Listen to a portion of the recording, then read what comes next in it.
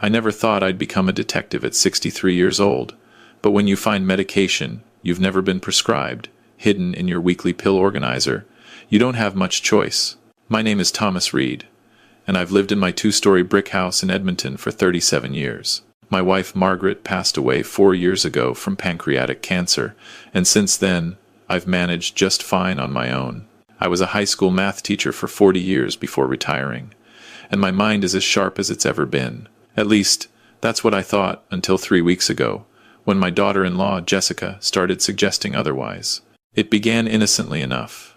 Jessica, married to my son Daniel for 12 years, had always been attentive, maybe a bit too attentive. After Margaret died, she insisted on taking me to all my doctor's appointments, even though I was perfectly capable of driving myself. She'd sit in on the consultations, taking notes on her phone, asking the doctors questions I hadn't even thought to ask. "Dad," she'd say, using that sweet voice that always felt slightly off to me, "you know how forgetful people our age can get. I just want to make sure we don't miss anything important." Our age. She was 42. I was 63. Hardly the same generation. But Daniel seemed grateful for her help, and I didn't want to cause problems in their marriage, so I went along with it. Besides, what harm could it do? She drove me to Dr. Patterson's office every 3 months for my routine checkup, sat there with her designer handbag on her lap, and typed away on her phone while the doctor checked my blood pressure and asked about my sleep. Then came the incident that changed everything.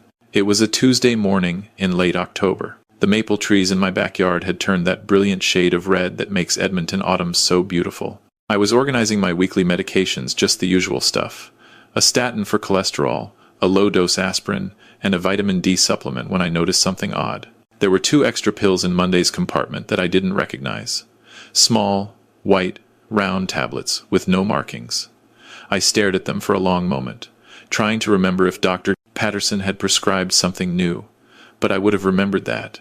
I always kept a detailed list of my medications in a notebook by my bedside, a habit from my teaching days when organization was everything. I checked the notebook. Nothing new. Just the 3 medications I'd been taking for the past 2 years. My first thought was that the pharmacy had made an error. It happens. But when I called Shoppers Drug Mart on White Avenue, the pharmacist, a kind woman named Ruth who I'd known for years, confirmed that she'd only filled my 3 regular prescriptions the previous week. "No changes at all, Mr. Reed," she said. "Same medications, same dosages as always." I thanked her and hung up, staring at those 2 mystery pills in my hand.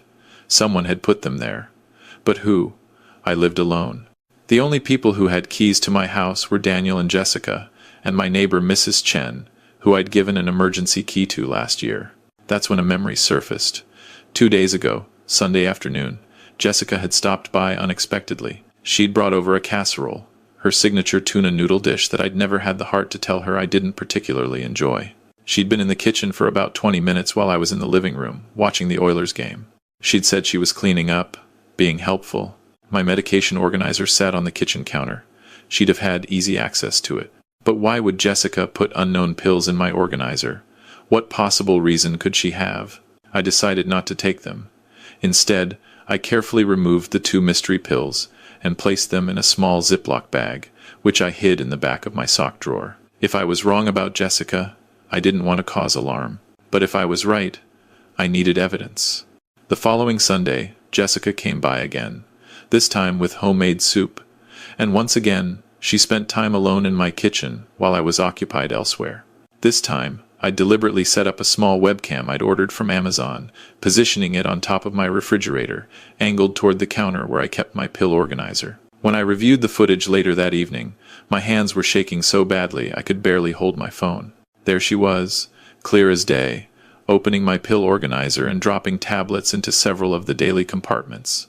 She was quick, efficient, like she'd done this before. Then she closed the organizer, washed her hands, and returned to the living room with a bright smile on her face. I sat in my study for 2 hours that night, trying to make sense of what I'd seen. Why would my daughter-in-law, a woman who'd been part of our family for over a decade, be secretly medicating me? What were those pills? The next morning, I drove to a different pharmacy across town, one where nobody knew me. I showed the pills to the pharmacist and explained I'd found them loose in a bottle and wanted to identify them before disposing of them properly. The pharmacist examined them carefully, then looked up at me with concern in his eyes. "Sir, these are lorazepam tablets. 2 milligrams each. They're a benzodiazepine, commonly prescribed for anxiety, but they're also sedating. They can cause confusion, memory problems, and drowsiness, especially in older adults. Do you have a prescription for these?" I shook my head. "No, I don't." "Then you absolutely should not take them. And if someone is giving them to you without your knowledge, that's a serious matter. You might want to speak with the police." But I wasn't ready to go to the police yet. I needed to understand the full scope of what was happening. Why was Jessica drugging me? What was her end game? I thought back over the past 6 months and realized there had been signs I'd dismissed. Jessica had been increasingly vocal about her concerns for my safety and my cognitive health. At a family dinner in August, she'd mentioned to Daniel, loud enough for me to hear, that I'd repeated the same story twice in one evening. I hadn't, but when I protested, she'd given me that pitying look and said, "It's okay, Dad. It happens." In September, she'd suggested I might want to consider a medical alert system, in case you fall and can't get to the phone. I was 63 and in excellent health. I jogged 3 times a week. The suggestion had seemed absurd at the time, but I'd laughed it off. Now I wondered what other seeds she'd been planting. I decided to play along. If Jessica wanted me to seem confused and forgetful, I'd give her exactly that. But I wouldn't actually take her pills. Instead, I'd pretend to take them and observe what happened next. That week, whenever Jessica visited, I made sure she saw me taking my medications from the organizer. I'd palm the mystery pills, pretend to swallow them, then dispose of them later. And I started acting differently. I'd repeat questions. I'd forget the names of my grandchildren. I'd seem confused about what day it was. The change in Jessica was immediate and dramatic. She became even more attentive, more concerned. She started coming by every other day instead of once a week. She'd ask me questions designed to test my memory and would exchange worried glances with an invisible audience, as if gathering witnesses to my decline. "Dad, you just asked me that 5 minutes ago," she'd say, her voice dripping with fake compassion. I hadn't asked her anything 5 minutes ago, but I'd nod, look confused, and apologize. And all the while, I was documenting everything. I kept detailed notes with dates and times. I saved every text message she sent. I kept the webcam running whenever she visited. 2 weeks into my investigation, I made another discovery. I'd gone to use my laptop one evening and found it running slower than usual. As someone who'd taught myself basic computer skills over the years, I decided to check what was running in the background. There, hidden among the startup programs, was remote access software I'd never installed. Someone was monitoring my computer. I called my former colleague Robert Chen, who'd retired from teaching 5 years ago and now did IT consulting. He came over that evening and spent 2 hours examining my laptop. "Tom, someone's been accessing your computer remotely for months," he said, his face grim. "They've been logging your keystrokes, accessing your emails, your banking information, everything. They even installed software to record when you're using the computer and what you're doing." "Can you tell who installed it?" I asked, though I already knew the answer. The installation date was July 15th. "Does that mean anything to you?" I checked my calendar. July 15th was the day Jessica had offered to update my computer, because it was running slow. She'd had it for several hours, while I'd gone to my weekly bridge game at the community center. "Can you remove it without them knowing?" I asked Robert. He thought for a moment. "I can, but if they're monitoring regularly, they'll notice eventually.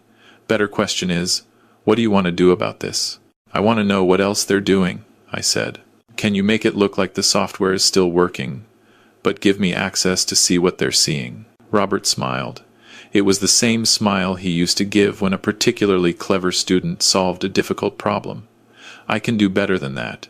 I can set up a separate partition on your hard drive. You'll do all your real work there, but if they check your computer remotely, they'll see decoy activity. Meanwhile, I'll track what they're accessing and when." Over the next week, Robert set up my digital surveillance system, and I continued playing my role as the increasingly confused elderly man. Jessica's visits became more frequent.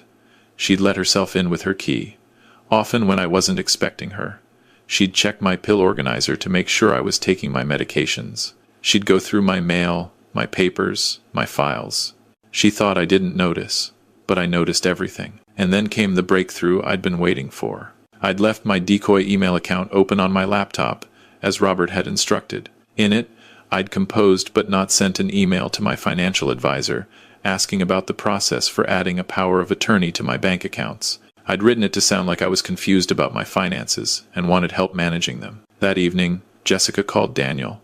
I know because Daniel called me right after, his voice full of concern. "Dad," Jessica said, "you've been having trouble with your finances."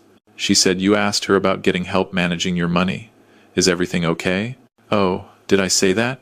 I replied, making my voice sound uncertain. "I don't remember. Maybe I did. Things get confusing sometimes." There was a long pause. "Dad, maybe we should talk about setting up some systems to help you out. You know, just to make things easier." "What kind of systems?" "Well," Jessica was thinking maybe you could give us power of attorney. That way, if you need help with bills or banking or anything else, we could step in. Just to help, take the pressure off you. There it was, the end game. Get me declared incompetent, take control of my finances, my house, my life. "Let me think about it," I said. "Can we talk about it at Sunday dinner?" "Of course, Dad. We'll come over.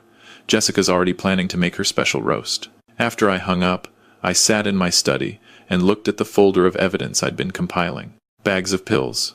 Webcam footage of Jessica adding medication to my pill organizer. Computer logs showing the remote access. Notes documenting her lies about my supposed confusion. Financial records showing I was in perfect cognitive and fiscal health, but I needed more. I needed to understand the full extent of her plan. So I made one more arrangement. I called my lawyer, Richard Morrison, who I'd worked with when Margaret and I updated our wills years ago. I explained the situation and asked him to come to my house Sunday afternoon, but to park a few houses down and wait for my signal. "Tom, are you sure you want to do this?" Richard asked. "We could just go to the police now, with what you have." "I'm sure," I said. "I need to hear her say it. I need Daniel to hear it too." Sunday arrived cold and gray, typical for Edmonton in November. Jessica and Daniel showed up at 2 in the afternoon. Jessica was carrying a briefcase, which she tried to hide behind her purse, but I saw it. We sat in my living room, the same room where Margaret and I had raised Daniel, where we'd celebrated birthdays and Christmases and ordinary Tuesday evenings watching television. The room held 37 years of memories. Now it was about to hold something else. "So, Dad," Daniel began, looking uncomfortable, "we wanted to talk to you about some things. Jessica's been worried about you." Jessica leaned forward, her face arranged in an expression of deep concern. "Dad, we love you so much, and we just want to make sure you're taken care of. As we get older, things get more difficult. There's no shame in needing help." "What kind of help?" I asked, making my voice sound small and confused. "Well, we've been talking to a lawyer," Jessica said, pulling papers out of her briefcase, "and we think it would be best if Daniel and I had power of attorney over your affairs, just to make things easier for you. You wouldn't have to worry about bills or banking or any of that complicated stuff anymore." She spread the papers on the coffee table. They were legal documents, already prepared, just needing my signature. "This also includes a document about your living situation," she continued. "This house is so big for one person, and with your memory issues, we think it might be safer if you moved into a care facility. We found a lovely place, very comfortable, and we could sell the house, put the money in a trust for your care." I looked at Daniel. My son, the boy I'd taught to ride a bike, helped with homework, driven to hockey practice at 5 in the morning for years. He wasn't meeting my eyes. "Daniel," I said quietly, "is this what you want?" He shifted uncomfortably. "Dad, I just want what's best for you.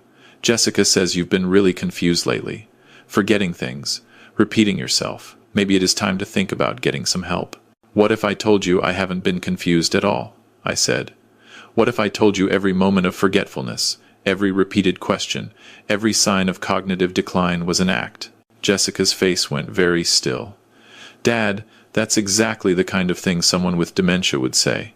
They don't realize they're having problems. Is that right?" I stood up and walked to my bookshelf, where I'd hidden my folder of evidence. "Then how do you explain these?" I opened the folder and pulled out the plastic bag containing the pills. "These are lorazepam tablets, 2 milligrams each. Sedatives that cause confusion and memory problems. I found them in my pill organizer. Interesting, since I don't have a prescription for them." Jessica's face had gone pale. I don't know what you're talking about. Really? I pulled out my phone and opened the video file. Then perhaps this will refresh your memory. I hit play. There on the screen was Jessica, clear as day, opening my pill organizer and dropping tablets into the compartments. The timestamp showed the date and time. Daniel stared at the screen, his mouth open. Jessica, what the hell is this? It's not what it looks like, she said quickly. I was just trying to help. He's been so anxious lately, I thought. You thought you'd drug me without my knowledge or consent? I interrupted. You thought you'd make me appear incompetent so you could take control of my assets? I pulled out more papers from the folder. Here are the computer logs showing the remote access software you installed on my laptop. You've been monitoring my emails, my banking, everything. Here are my medical records from Dr. Patterson, showing I'm in excellent cognitive health. Here are my financial records, showing I'm perfectly capable of managing my own affairs.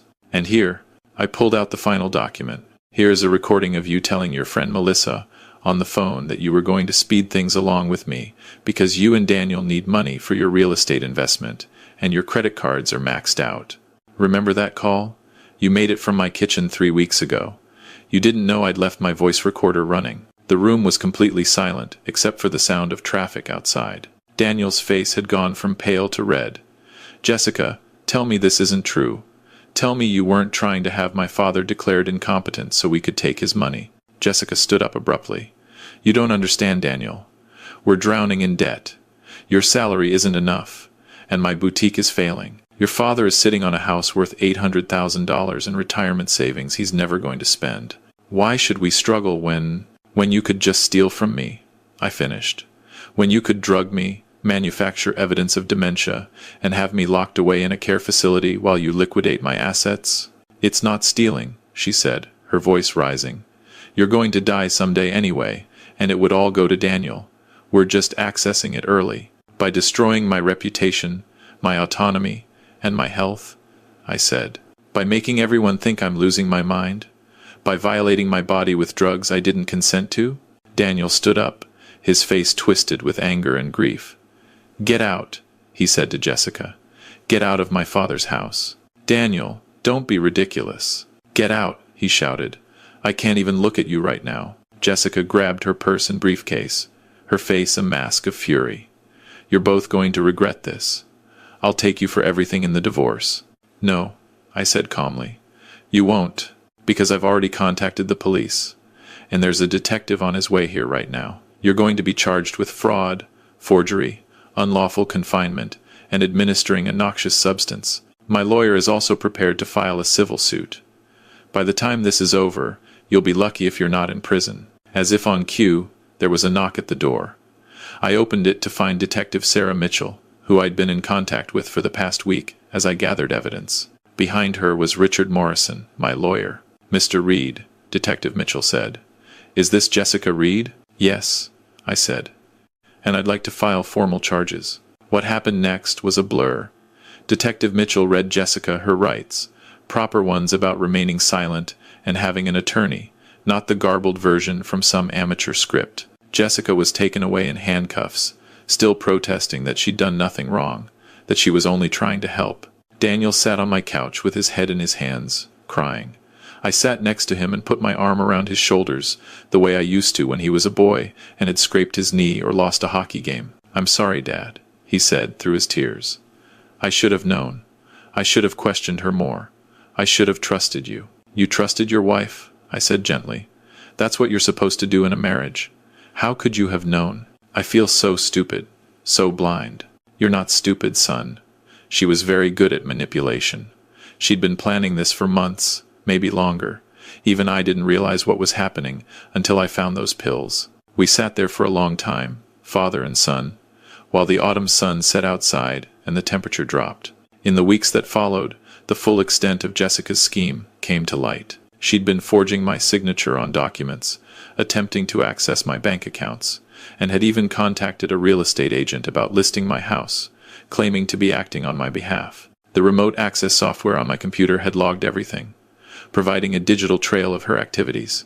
She'd also been bad-mouthing me to friends and family for months, laying the groundwork for her incompetence claim. Several people came forward after her arrest, saying Jessica had told them I was going downhill fast and that she was worried about my ability to live independently.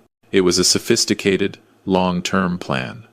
If I hadn't found those pills, if I hadn't investigated, I might have ended up in a care facility while Jessica and Daniel liquidated my assets. Except Daniel, I learned, knew nothing about the extent of her plans. She'd been keeping him in the dark, too, feeding him selected information designed to make him worry about me while she worked behind the scenes. The Crown proceeded with charges. In Canada, what Jessica did qualified as fraud, forgery, and administering a noxious substance, among other charges. Her lawyer tried to argue that she'd been acting out of genuine concern for my welfare, but the evidence was overwhelming. The videos, the computer logs, the recorded phone call, the pills she'd hidden in my medications, all painted a clear picture of criminal intent. 8 months later, Jessica pleaded guilty to avoid a trial. She was sentenced to 3 years in prison and ordered to pay restitution, though I knew I'd never see that money. She and Daniel divorced while she was awaiting sentencing.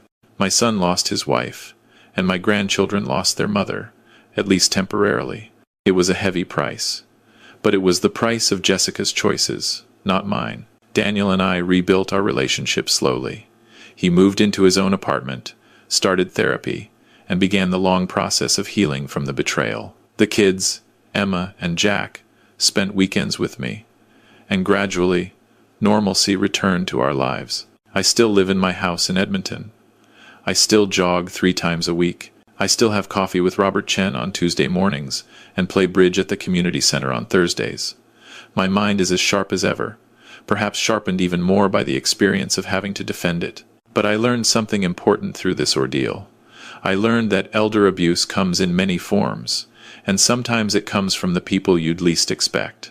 I learned that in our society, older adults are often presumed to be losing capacity, and that presumption can be weaponized against us. I learned that staying sharp, staying aware, and trusting your instincts can be a matter of survival. Most importantly, I learned that silence protects abusers. If I'd kept quiet about what Jessica was doing, if I'd been too embarrassed or too afraid to investigate, she would have succeeded. Other families need to know that this happens, that it can happen to anyone, and that there are ways to protect yourself. Dr. Patterson, my family doctor, now includes cognitive screening in my regular checkups, not because I need it, but because I requested it. I want documented proof of my mental capacity, updated regularly. I changed all my passwords and had Robert do a complete security audit of my computer systems. I updated my will and power of attorney documents with Richard's help, making sure everything was ironclad and that I'd chosen trustworthy people to make decisions for me if I ever actually do lose capacity. And I joined a support group for victims of elder abuse. There are more of us than you'd think, and many of the stories I've heard make my experience seem almost mild by comparison. Adult children stealing medication to sell, grandchildren forging checks, caregivers isolating seniors from their families and friends, financial exploitation, physical abuse, emotional manipulation. It's an epidemic we don't talk about enough, hidden behind closed doors and family shame. That's why I'm telling my story now. Not for revenge, though I won't pretend that seeing Jessica face consequences didn't bring me some satisfaction. I'm telling it because someone else out there might be experiencing something similar. Someone might be doubting their own mind because a family member keeps telling them they're forgetful. Someone might be finding unexplained charges on their bank account or pills in their medication they don't remember being prescribed. If that's you, trust yourself. Document everything. Seek help from professionals, law enforcement, lawyers, anyone outside the family situation. Don't let shame or fear keep you silent. I was lucky. I found those pills before they'd done too much damage. I had the skills and resources to investigate. I had friends like Robert Chen who could help me. Not everyone has those advantages. But everyone has the right to live free from exploitation and abuse. Everyone has the right to control their own lives and make their own decisions for as long as they're capable of doing so. And everyone has the right to be believed when they say something is wrong. I'm 64 now. Jessica was released on parole after serving 18 months of her sentence.